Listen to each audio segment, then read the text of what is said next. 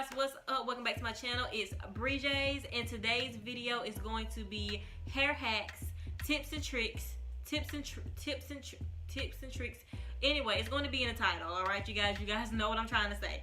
Okay, tips and things that you guys can follow to make your hair look fuller and grow a little bit faster and retain a little bit more of your length if you're going through excessive hair shedding / hair thinning. Okay.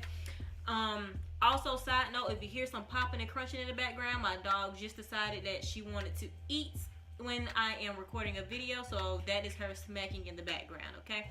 All right.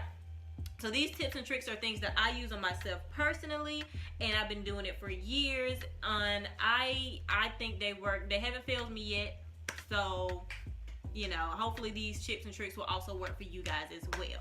Okay, so getting into the first one, don't weigh your hair down.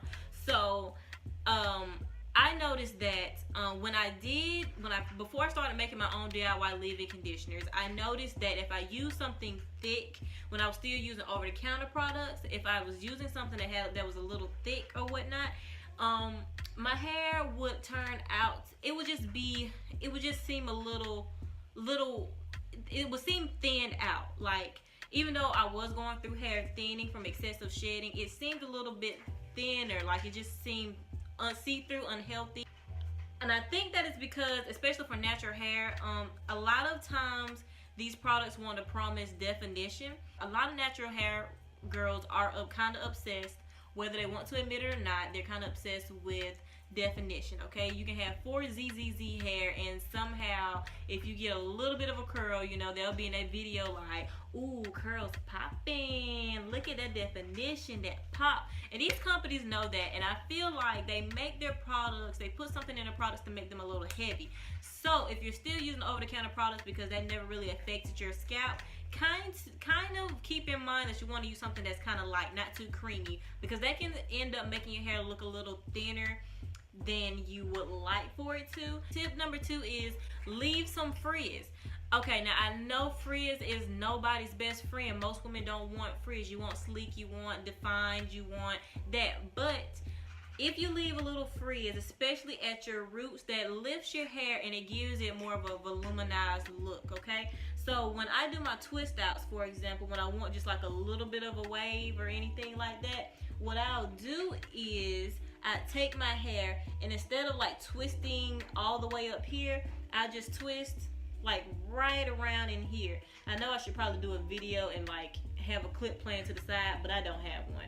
So I will start right around here and then start twisting. So then when you start to twist, you're leaving this part to kind of dry and poof out. So when you untwist, you have a nice little wave in this area, but the volume from your roots, but the frizz at your roots will kind of voluminize the hair, lift the twist and the curl, lift the curls. It'll lift the curls. You spread out the curls, and it makes you like you have nice, thick, very textured, wavy, curly hair, even if you are losing a lot of your strands. Okay, so that's something that I do. I learned that when I used to try to get these very, very defined twist outs, and the way I used to do it when I had like all of my hair, I would do like flat twist out. So I would start really, really close to the scalp, and then, you know, go from there. But I can't no longer do that.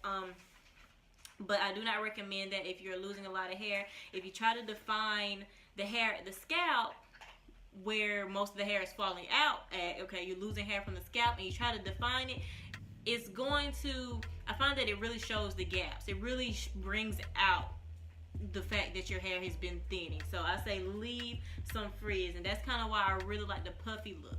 Okay, leave some frizz. It makes your hair look much more fuller, and we want that. Now, this tip here doesn't really go just for people who have hair loss, but if you just have naturally thinner, finer hair. Okay, I don't know if it's scientific or what, but I have been on channels where there's naturals who know natural hair very well, right down to the chemistry of it, but their hair, they just don't have a like very, very full hair.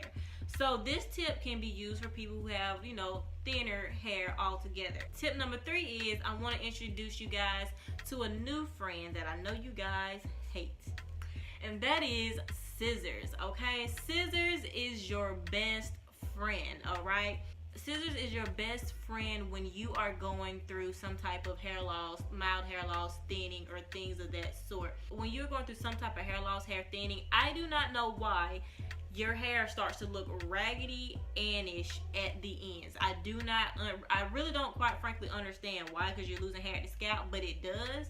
I guess because you're losing the hair at the scalp and there's not enough hair to fill in the ends anymore, I guess. So what you need to do is, unfortunately, you're going to probably have to end up trimming a little bit more. That's what I have been doing for years. I trim very often. I probably trim like once a month, and I know most people try to trim like every 3 to 6 months or whenever they go to get their hair straightened.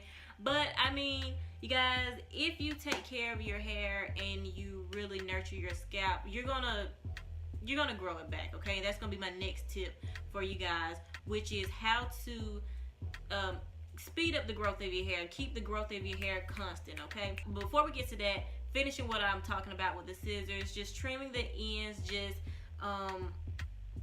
when you trim a little bit of that weight off from the bottom of the strand, it causes it to shrink up a little bit more, and then when it shrinks up a little bit more, it makes the hair look a little bit fuller, as opposed to when it's just hanging and it's see-through. You can see through that patch, okay? So you trim it, the weight is gone, and then it shrinks up and it looks fuller, okay? So that is something that you guys want to consider when your hair is thinning out, okay?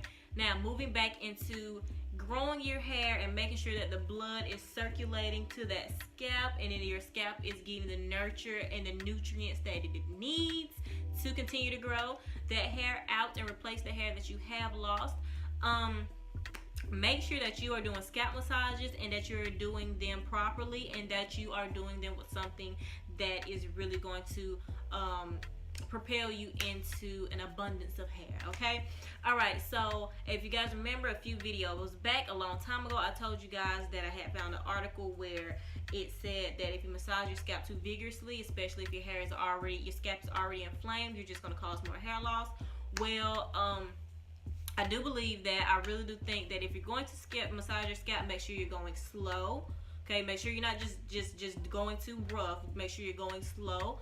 My advice is put it on a nice song that you enjoy. Go slow to it, kind of jam to it. And by the time that song is up, you massage your scalp long enough. You activated the blood flow in the scalp pretty well enough to, you can move on, okay? Make sure that you don't massage it too much. I know I've seen some articles where they say massage your scalp about 3 times a day. I tried that, like I said, I guess because I was going through hair loss and my scalp was already irritated and inflamed. So I only massage my scalp every other night. That's what I do. I massage it every other night. Gives my scalp some time so I'm not irritating it. What I massage my scalp with is aloe vera juice. You already know, okay? I love me some aloe vera juice. I swear by it. Aloe vera juice and my fenugreek juice, okay? My aloe vera juice and fenugreek juice mixture is what I use to massage my scalp, and I think it offers really good growth, okay? Now that's just what I use. I don't know what you want to use. If coconut oil works for you, peppermint oil, whatever works for you, get whatever you feel like works for you, feels good to your scalp, get it, and just stay consistent, okay? And that will be my last tip for you guys, which is to stay as consistent as possible, okay? When you're trying to like I said, regrow that hair and get your hair healthy at the same time, healthy looking, because when you lose hair, it tends to make your hair look unhealthy as well. I know, again, like I said, your hair's falling out from the scalp, but it just ends up making your whole head look kind of unhealthy. So making sure that your strands get the nutrients that they deserve is really important. So make sure you're feeding your scalp from the inside and the outside, eating right, drinking plenty of water, staying hydrated, doing your scalp massages with the correct thing, not massaging too hard, too vigorously. And like I said, staying on top of your trims. Don't use things that weigh your hair down too much. Don't be afraid of a little frizz. And you guys should be okay. I'm not gonna say you're not gonna have any hard days, but I think your days could possibly get significantly easier, okay? All right, now I hope my tips and tricks helped you guys a little bit. So yeah, that is it. I will see you guys on my next video. All right? Dancing in September, party